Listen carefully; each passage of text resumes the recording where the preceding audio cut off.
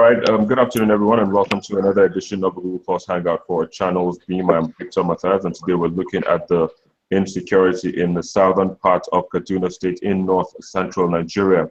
And joining me today to look at this issue, we have Mukhtar Dan Ian. He is African and Middle East public policy and security expert. Thanks for coming on the program. Pleasure so much. All right. And we also have Indi Kato. She is an indigene and also a resident of the southern Kaduna in north-central Nigeria. Like I earlier said, thanks as well for coming on the program, Indi. Thank you, Victor. All right. So let's just start. What exactly is going on? What is the situation right now in southern Kaduna? We've heard a lot of stories. A lot of people have been tweeting about it, but then what's the true state of things happening there?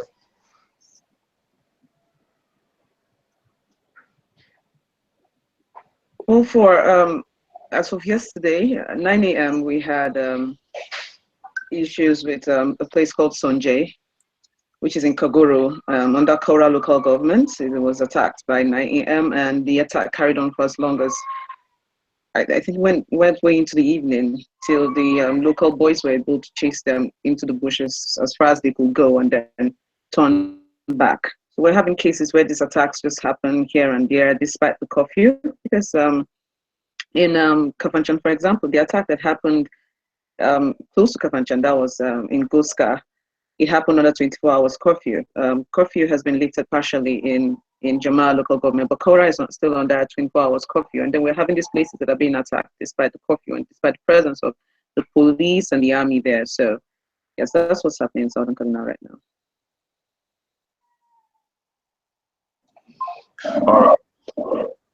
All right. So I mean, we've also heard about deployments of military, a battalion, and also air surveillance going on in this. Are you saying that it is of no effect whatsoever? Well, if there are still attacks despite all this, then we can't say that they're having much effect, are they? Because yesterday, in Sonjay, for example, the police did tell the people that they have not gotten any orders to pursue the attackers into the bush. So it was local boys that had to do that pursuing. Also telling our people that they have not gotten any orders from above to pursue. They're doing there. The people did say they saw helicopters, a helicopter, and they keep saying they see those just before attacks. They saw a helicopter, and then the next day this attack. And nothing. If bad pictures we're seeing, for example, of the police and the army supposedly on ground and with all the formations that are supposed to be happening there, we shouldn't even have anybody still in our valleys or in our hills ready to attack. But we still have those, and we still have them bold enough to come in. Yesterday, we heard that even the police that were on ground were, would I say, out-weaponed, because they said the attackers had more sophisticated weapons, and there were many. So if we're having these groups on ground and we're having the army and all that on ground, and this can still happen, I can't say they're having that much of an effect. All right, we'll come back to you in just a minute. But just before we do that, Nee joins us. Nee Abiri, thanks for joining us. If you can hear us. All right, so you can hear us, but we still can't hear you. If you'd probably sort out issues with your microphone, and then we'll come back to you in just a minute. But then we also have, like I said earlier on, Mukhtar Daniel. Mukhtar is a security expert. Mukhtar, how do you analyze what is going on right now in the southern region, in the southern part of Kaduna? I think it's shameful. I think the federal government has abdicated its responsibility to protect the lives and properties of Nigerian citizens. I think the proverbial handwriting has been on the wall that there is tension there. Not just this administration, but even the administration before it have not really done anything. You know, you look at some of the justifications for the massacre, and you hear some people talking about things that happened in 2011. They're killing babies who are old. They're killing pregnant women over alleged infractions or communal strife that happened 6 years ago. It makes no sense. But again, one of the roles of the government, both the state and the federal government, is to ensure that citizens are able to go about their lives in peace. And it seems both the state and the federal government, especially the federal government, since it controls all the security apparatus in the nation, have abdicated. And like Indy just said, the people there have literally had to resort to self-help. And that should not be the case. I mean, every single Nigerian citizen should know that they can live in relative peace, not have to wake up in the morning, that night, they're not in a somewhere because some crazy people have decided to come and murder everyone for infractions, real or imagined. All right, so one thing that has also come to the fore is the identity of the perpetrators of this act. Sure. Yeah, where would you place that on? Reading about the Southern Kaduna massacre, it seems it's literally a communal situation between people who've lived in those communities for at least generations, and it seems to be versus the pastoral herdsmen. Although these herdsmen are based in that area, so it seems to be a local situation. It doesn't seem to be one of those where foreign invaders, as in people from other parts of the country or other parts of the continent or the sub-region show up. This seems to be a local situation. Reading some of the reports, it's interesting that the victims are even naming names. They're talking of these people or that neighbor or that family or whatever were responsible. So it's amazing that despite the fact that it seems the victims know who the perpetrators are, nothing is being done. The perps are able to walk around freely, and the victims are allowed to remain in a situation where they can be attacked again. All right, so like you said it's been a spillover of not acting from previous government to this one. But then we've seen in recent times, like I said earlier on, the issue of mobilizing troops, aerial surveillance again. Isn't that helping? Well, like Indy said, I mean, if you have all those things in place as they supposedly are, we should not be hearing of fresh new massacres pretty much every morning. You know, it's sad to say, but it seems everybody in those hot points in southern Kaduna is currently living on the edge. No one can go to bed tonight, or no one can make it through the day today, knowing that there is no probability whatsoever that armed marauders are not going to come in, kill them, and destroy their communities. So, yes, the federal government claims it's deployed all sorts of resources, including human beings and machines, such as airplanes and what have you, vehicles. But the truth is, the impact is not being felt where it's supposed to be felt, and that is on the ground. You know, it's not. If I was responsible for ensuring security there, I'll look at the flashpoint and I'll garrison troops there. If you garrison troops there, it's very, very unlikely that people are going to launch an attack where they know there's an armed company or an armed, even a battalion of Nigerian soldiers. But the government has chosen not to do that. Instead, they're playing the role of the ostrich. They have their head in the sand while they're claiming to be doing all sorts of things. And unfortunately, while they do that, Nigerian lives are being lost. All right, Mavero, I'll come back to you in just a minute, but then Tosin joins us again. Tosin, you can hear me? Yes, I can. Can you hear me? Yes, I can as well. Thank you for coming on board. Yeah, but just... Yeah, same here. Of course. But just before we continue, kindly do us a favor and change the settings of your phone.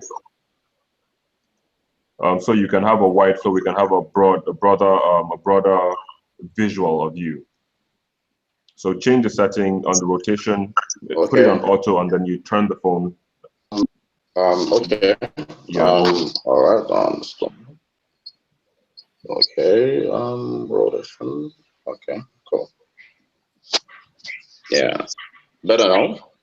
Not yet. Okay. Yes, this is better.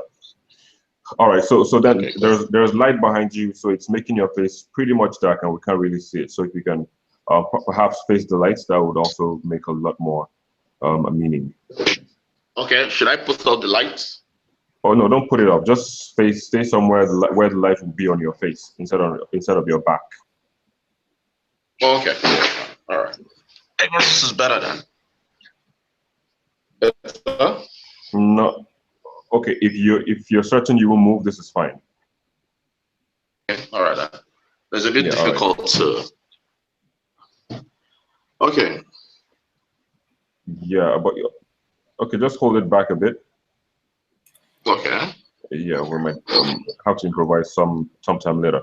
But then, all right, just give us a sense. I mean, you use data, you use apps to monitor such to monitor occurrences, be it bad roads, be it to just monitor data.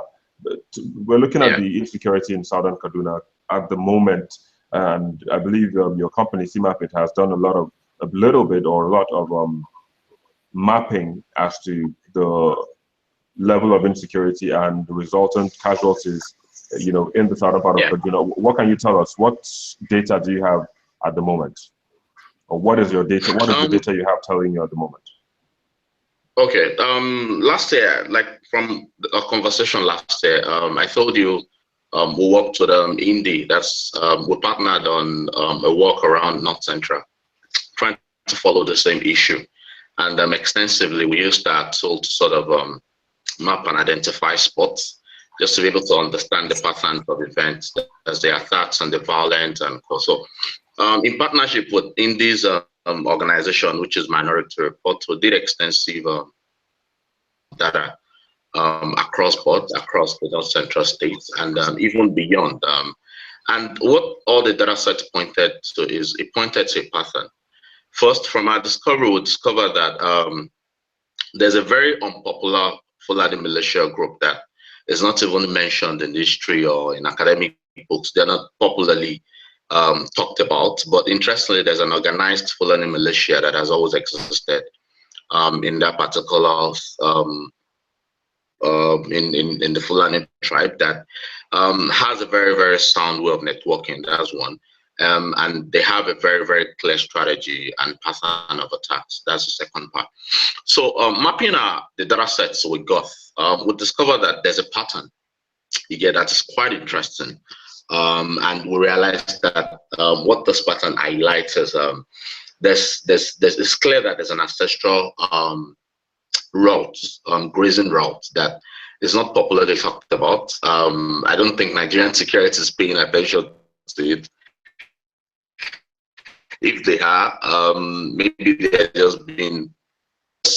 There's an existing ancestral that I think this particular that the Fulanis are fighting for. That's from my own findings. Which unfortunately, my own take is there's nothing wrong in that. But my own take is this is something that is not even popularly talked about in our history books. Our researchers, I'm not sure if we have anthropologists in Nigeria, but this is something that is not talked about in our educational system, that just to sort of give us the idea of the danger, because the data actually give us a clear idea of the danger that people are in. The data indicated the existence of of the fight for, or more like the agitation, violent agitation for ancestral routes, which is quite unfortunate, which cuts across Nigeria, interestingly. There's a North Central and some other states, even down to the southeast. But my own concern is we need to sort of understand this ancestral routes, just to have the idea of the villages of the people that are vulnerable to attacks in the future. Because the way things are going, there's a spike in Fulani attacks for some reason.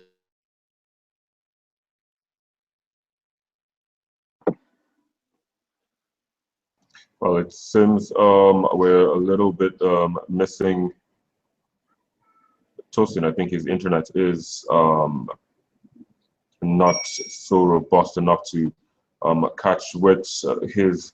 Okay, there he goes. He's back again.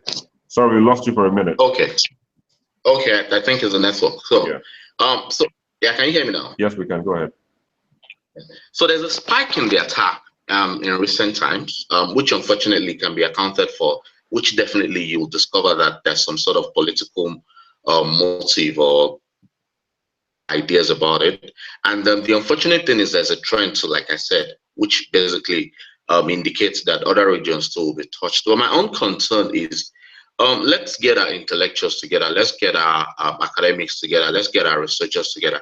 Let's understand what the agitation is for and the grazing route the artsmen are agitating for. I made this conclusion over a year ago, and interestingly, the head of the Fulani culture name, actually reaffirmed this, that even part of the southern Kaduna is their own ancestral route, which they are fighting for. So which confirms what that has actually indicated. You get, so my own take now is, to even understand and project around the violence, let us understand, which is what we're working on at CIMAPIT anyway presently, let us understand these existing or these ancestral grazing routes that these guys are fighting for. Let us understand the cultural implication, their cultural motive, and in the process, scientifically, we're able to understand the communities that are vulnerable. So even if you have to sort of migrate the communities, let's do that. If we have to negotiate with the Fulani sect, let's do that. If we have to provide more security for them, let's do that, because I sincerely don't see these attacks reducing over the next 6 years. I don't see it. I see a spike in it. And interestingly, too, Southwest too is vulnerable because we understand the resistance that came. We saw the resistance that came from Ikiti, which I think is something that we should praise the governor of Ikiti State for. You understand? So that's my own take on it. There are scientific angles to this, so we need to exploit that more, and we're doing that as much as possible as the market. All right, very well. So Indy, let me just come back to you. And you made mention of ancestral grazing routes, which seems to be one of the flashpoints or one of the reasons why we're having some of these clashes.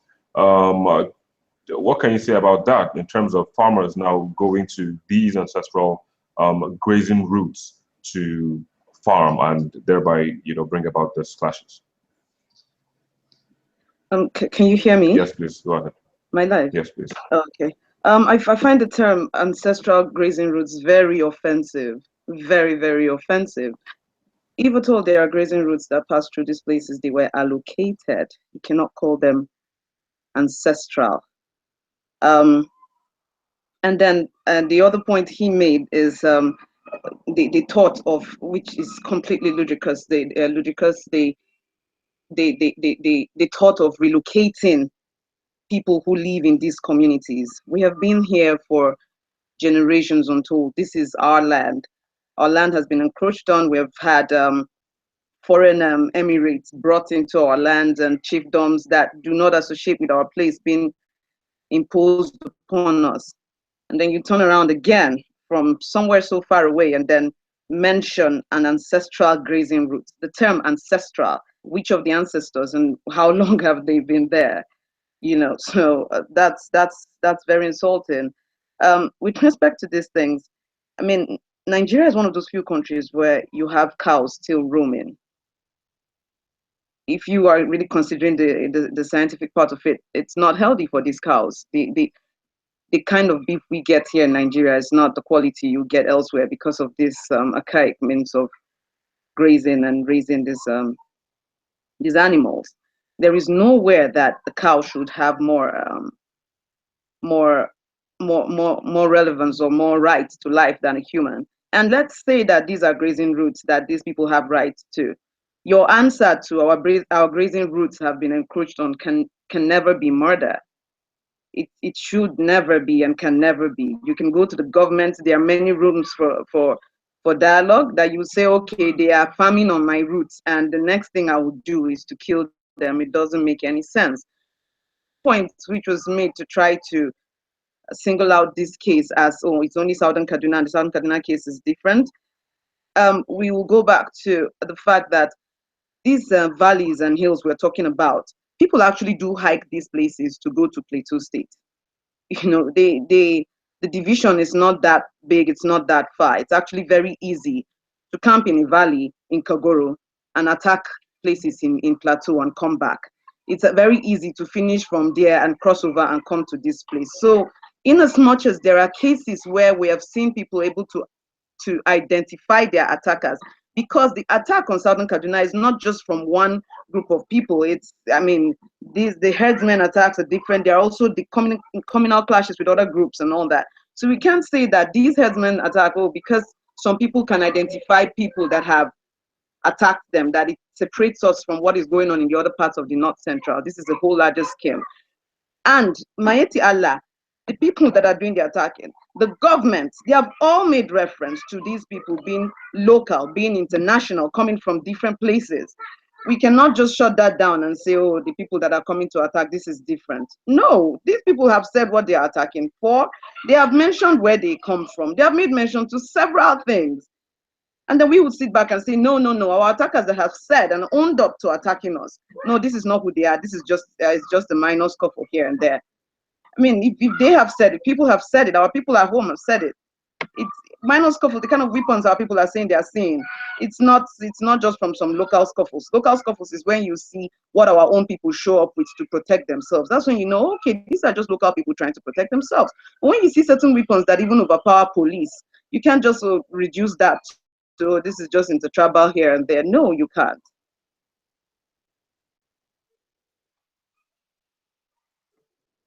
Like you were talking about what the Mieti, other some of the things they said. They have also called on the federal government to urgently address the spate of, well, insecurity in southern Kaduna by reviewing the ECOWAS Treaty on Free Movement of People and Goods, whereby herdsmen coming into Nigeria are properly scrutinized. Do you think that is a step in the right direction? Yes, it is, because I don't understand how people can just cross in and out of borders. You know, that is a huge step in the right direction. And also will push for any form of organization, security organization, specifically for the guarding of our bushes and our forests and all that, because people just, our borders are very porous, and apart from our borders being porous, our forests, our hills and all those other unoccupied places, we never know who is in there. The police or the army, there are few people stationed in those places, if at all any, for cases like Southern Kaduna. So yes, I think that's a step in the right direction. It's not right for anybody to be able to go in and out of any country. I can't do that. I don't know why people can do that. This is a threat to our sovereignty. All right, very well. Mokhtar, you are the security expert here. How do we scrutinize? How do we protect our borders? How do we ensure that people don't just walk in and walk out of the country unscrutinized, and thereby giving them the leeway or the freedom to, like we're seeing now in Southern Kaduna, things happening?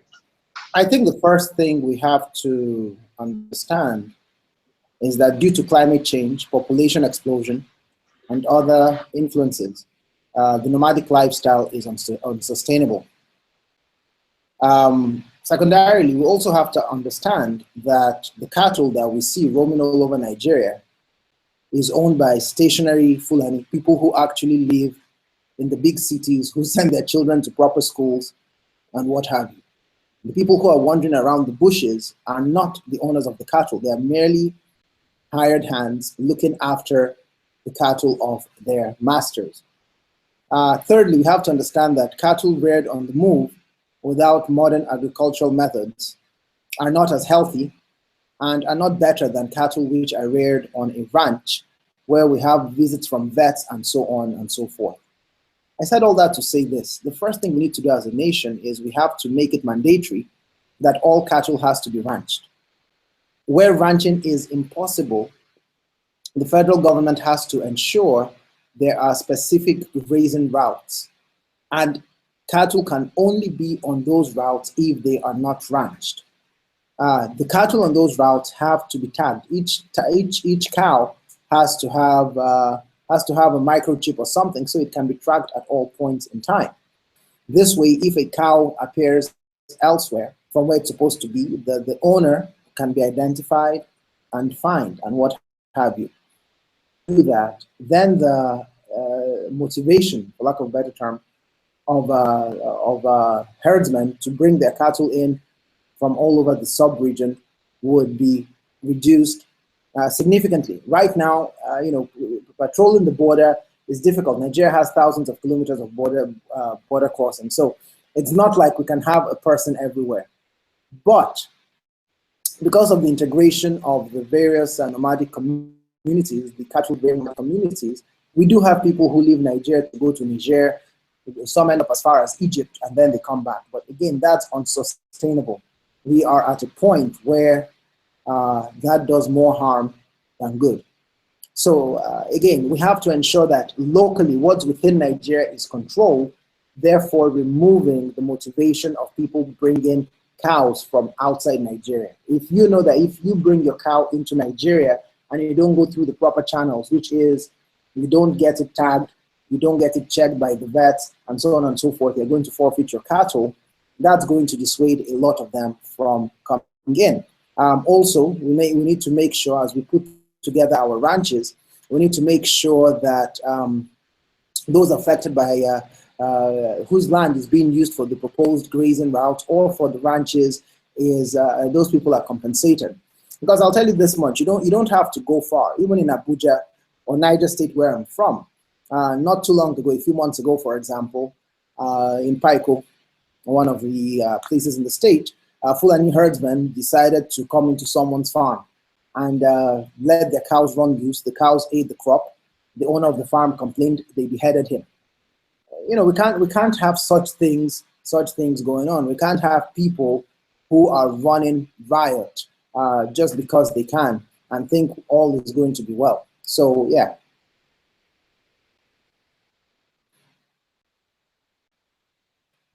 All right, Beryl. Let me just take a comment from our YouTube stream. It's from Joseph Ogana, and he says, terrorists are masquerading as herdsmen, yet our leaders, he says, state and federal, remain disturbingly quiet.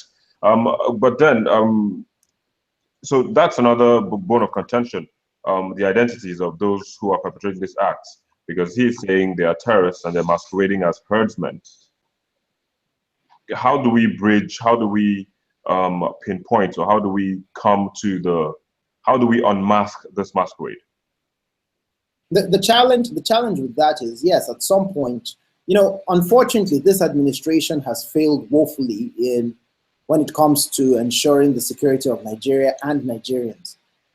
There was a point in time when this administration came in where a lot of insurgents were masquerading as herdsmen. But unfortunately, this administration has given or created the perception that herdsmen have a free hand to do what they want, where they want, and how they want. So now a lot of them have decided that they are above the law and have resorted to all sorts of shenanigans, including committing capital offenses. So yes, there's some herdsmen who are really insurgents, yes.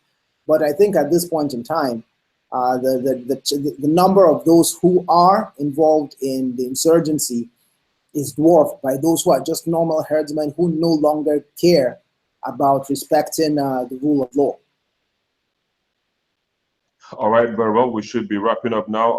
Nii, let me just come to you now. In closing, what would you want to see moving forward? I'd like to address a couple of issues. The first one is that we're isolating this issue, especially the one coming from the Fulani attacks. Because I think the issue is so complex that we really can isolate it. So even areas that has been affected now, or we're isolated to other issues. For example, from observation, Fulani militia is well networked within the borders of Nigeria, and they are well equipped. There's enough ammunition, and they're carrying out their attacks strategically. You get, but it's very unfortunate that the security agencies are not even coming to understand, or they are not even trying or making effort to understand the tactics that is involved here. Because this is an issue of you dealing with a beliefs with a set of people that are as dangerous as the Taliban. And imagine the kind of tactics that was involved, counterterrorism, all sorts, that was involved against the Taliban. You had foreign alliance and a whole lot of other things. But coming back to Fulani attacks, these are guys that are well networked and very strong country. That's one part. Then the second part is to answer my lovely friend Indy with regards to the ancestral grazing route. Can you hear me? Yes, we can. We can hear you. Go ahead. Okay, to answer Indy, actually, I wasn't being my reference to ancestral roots in cult is because we actually need to understand I'm not an anthropologist, but I think the country needs to sort of bring in experts on this, anthropologists on this, to sort of bring out the historical implication of this, to sort of help us understand this in a broader context. To understand, for example, we lose lives every day, especially in southern Kaduna. People die every day, and this thing slowing down. And we have people like Indy that has been so active and proactive, even doing far more than a lot of local government will do in this situation, which means they need government support. But the unfortunate thing is, we can't leave this to citizens alone, individual citizens. We need to understand these things in details and understand the historical implications of this. And the advantage of that is it will help us know or project the societies or the villages or the rural areas that are vulnerable to future attacks. That is just one case. And that is just my own advocacy in the aspect of trying to get the situation more like in the broader context of what is actually at stake. So that's the point. So I think going forward,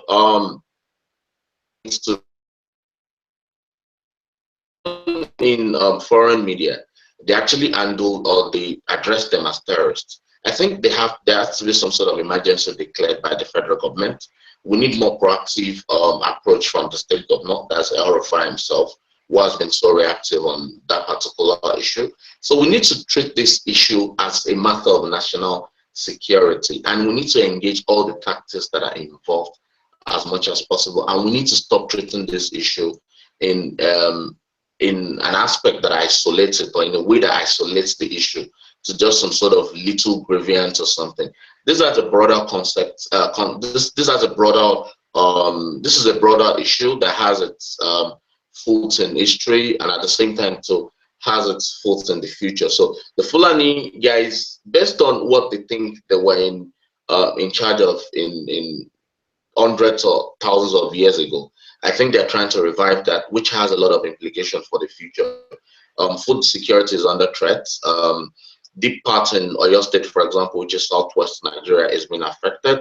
A lot of farmers can't go to the farm again. So food security can be, the threat to food security can be ascribed to this. So apart from the insecurity issue that is actually taking away lives, we are seeing food pro Nigeria being under threat. And I think that it has a lot of effect on the future of the country. Thank you very much, Tosin Mabiri. You joined us from Oshogbo in Osun State. Thanks for coming on board. But then, Indy, let me also come to you to get your own closing statements just before we close this conversation. Okay. Yeah, so talking about moving forward. Well, moving forward, I think we need more action and less PR on the side of the government. Because as it is, we see pictures, we see, as I would say, well-starched uniforms of the army, the police, and all that. But then we're seeing less action. See how long it took the president to address this issue and all that. It's quite clear to the people that they can't trust this government. We can't trust this government, not just in terms of being proactive, but also in terms of motive, in terms of what they have shown us so far as to where they are coming from in terms of this crisis. Because we have time and again government reducing it to little clashes, and some people going as far as trying to create excuses for what is happening. In fact, we've heard one of the army leaders saying on ground that he's not there to take sides.